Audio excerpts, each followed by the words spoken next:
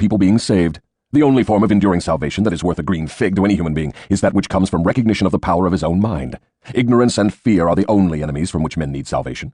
You seem to hold nothing sacred. You are wrong. I hold sacred the one thing which is my master, the one thing I fear. What is that? The power of independent thought backed by definiteness of purpose. Then you do not have many people to fear. Only 2 out of every 100, to be exact. I control all others. Let's give the churches a rest and get back to the public schools. Your confession has shown clearly that you thrive and perpetuate yourself from one generation to another by the clever trick of taking over the minds of children before they have the chance to learn how to use their minds. I wish to know what is wrong with a public school system that permits the devil to control so many people. I wish to know also what can be done to the established system of teaching that will ensure all children the opportunity to learn, first, that they have minds, and second, how to use those minds to bring spiritual and economic freedom. I'm putting the question to you definitely enough, and since you have stressed the importance of definiteness of purpose, I am here and now putting you on notice that your answer to my question must be definite. Wait a moment while I catch my breath. You have given me quite an order. It seems strange that you would come to the devil to learn how to live. I should think you would go to my opposition. Why don't you? Your Majesty, it is you who are on trial here, not I. I want the truth, and I'm not particular as to the source from which I get it. There is something radically wrong with the system of education that has given us a balance sheet with life that shows us hopelessly in the red and groping for the road to self-determination as if we were so many animals lost in the jungle. I want to know 2 things about the system. First, what is the major weakness of the system? Second, how can this weakness be eliminated? The floor is yours again. Please, stick to the question and stop trying to decoy me into the discussion of deep abstract subjects. That's definite, is it not? You leave me no choice but that of direct answer.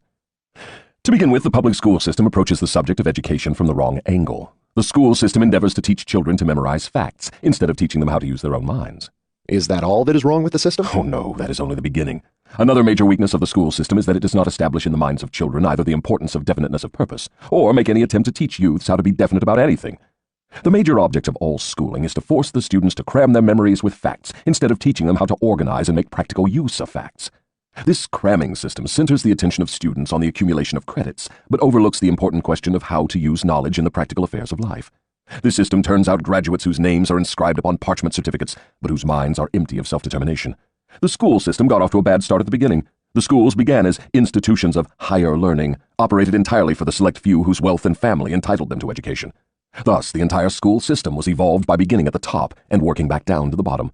It is no wonder the system neglects to teach children the importance of definiteness of purpose, when the system itself has literally evolved through indefiniteness. What would correct this weakness of the public school system? Let's not complain of the weakness of the system unless we are prepared to offer a practical remedy with which it can be corrected. In other words, while we are discussing the importance of definiteness of plan and purpose, let us take our own medicine and be definite. Why don't you lay off the schools and churches and save yourself plenty of trouble? Don't you know that you are poking your nose into the affairs of the 2 forces that control the world? Suppose you do show up the schools and the churches as being weak and inadequate for the needs of human beings. What then? With what are you going to replace these 2 institutions? Stop trying to evade my questions by the old trick of asking a counter-question. I do not propose to replace the schools and churches, but I do propose to find out, if I can, how these organized forces can be modified so that they will serve people instead of keeping them in ignorance. Go ahead now, and give me a detailed catalog of all the changes in the public school system which would improve it. So you want the entire catalog, do you? Do you want the suggested changes in the order of their importance? This is another point at which the questioner forces the devil out of his comfort zone. It is amusing and instructive to witness this exchange, which provides a roadmap for improvement of our public schools. Describe the changes needed, just as they come to you. You are forcing me to commit an act of treason against myself, but here it is. Reverse the present system by giving children the privilege of leading in their schoolwork instead of following orthodox rules designed only to impart abstract knowledge. Let instructors serve as students, and let the students serve as instructors. As far as possible, organize all schoolwork into definite methods through which the student can learn by doing, and direct the classwork so that every student engages in some form of practical labor connected with the daily problems of life. Ideas are the beginning of all human achievement. Teach all students how to recognize practical ideas that may be of benefit in helping them acquire whatever they demand of life. Teach the students how to budget and use time, and above all, teach the truth that time is the greatest asset available to human beings, and the cheapest. Teach the student the basic motives by which all people are influenced, and show how to use these motives in acquiring the necessities and the luxuries of life. Teach children what to eat, how much to eat, and what is the relationship between proper eating and sound health. Teach children the true nature and function of the emotion of sex, and above all, teach them that it can be transmuted into a driving force capable of lifting one to great heights of achievement. Teach children to be definite in all things, beginning with the choice of a definite major purpose in life. Teach children the nature of and possibilities for good and evil in the principle of habit, using as illustrations with which to dramatize the subject the everyday experiences of children and adults. Teach children how habits become fixed through the laws of hypnotic rhythm, and influence them to adopt, while in the lower grades, habits that will lead to independent thought. Teach children the difference between temporary defeat and failure, and show them how to search for the seed of an equivalent advantage which comes with every circumstance of defeat.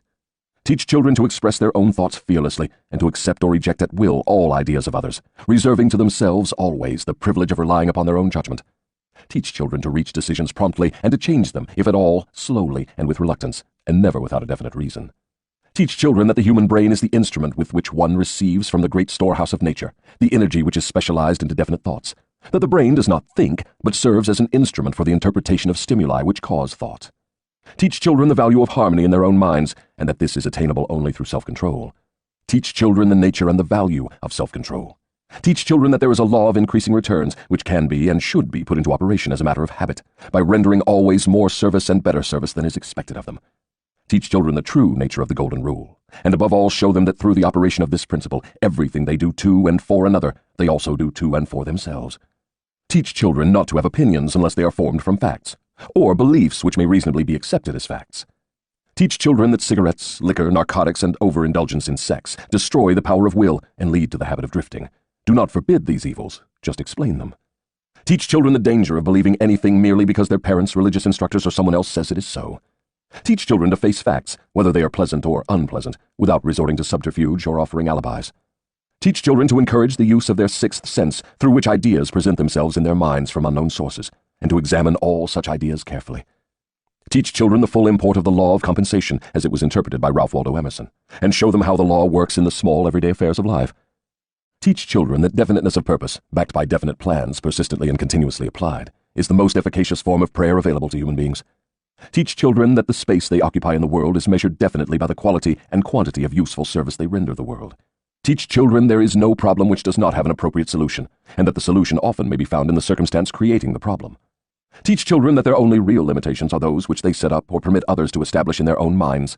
Teach them that man can achieve whatever man can conceive and believe. Teach children that all schoolhouses and all textbooks are elementary implements which may be helpful in the development of their minds, but that the only school of real value is the great university of life, wherein one has the privilege of learning from experience.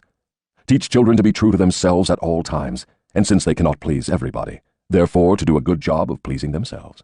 That is an imposing list, but it seems conspicuous by the fact it ignores practically every subject now taught in the public schools. Was that intended? Yes. You asked for a list of suggested changes in public school curricula which would benefit children. Well, that is what you got. Some of the changes you suggest are so unorthodox they would shock most of the educators of today, wouldn't they? Most of the educators of today need to be shocked. A good sound shock often helps the brain that has been atrophied by habit. Would the changes you suggest for the public schools give children immunity against the habit of drifting? Yes, that is one of the results the changes would bring, but there are others too. I can't say that I agree with each thing on the devil's list. However, when I stopped to analyze his list of recommendations, this question came to my mind. Isn't that what our schools should be teaching our children? The devil knew this and we didn't?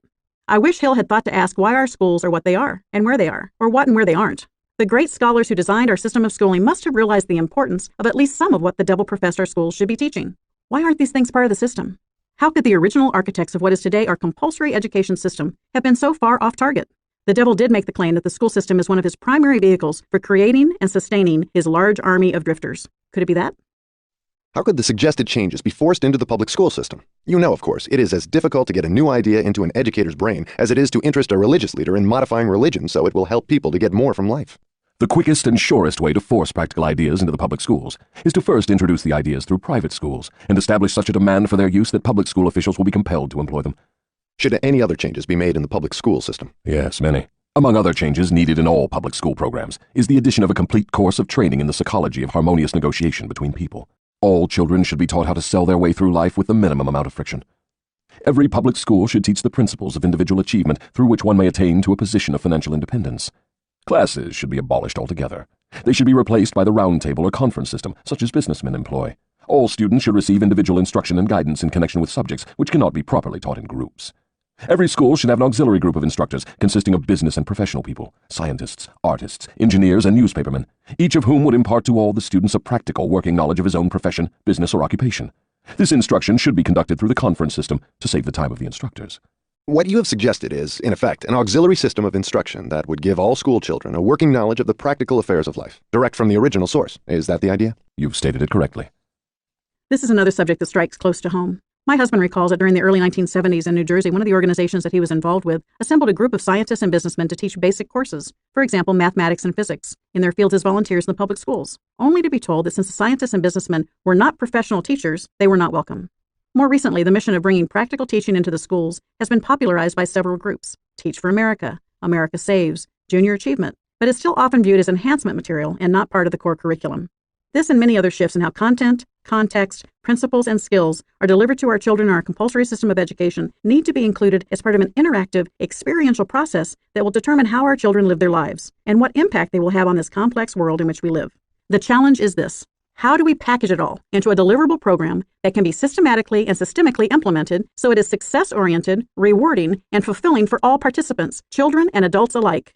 I am pleased and proud to say that I work with groups that have designed such programs, and they are taking these programs forward with definiteness of purpose.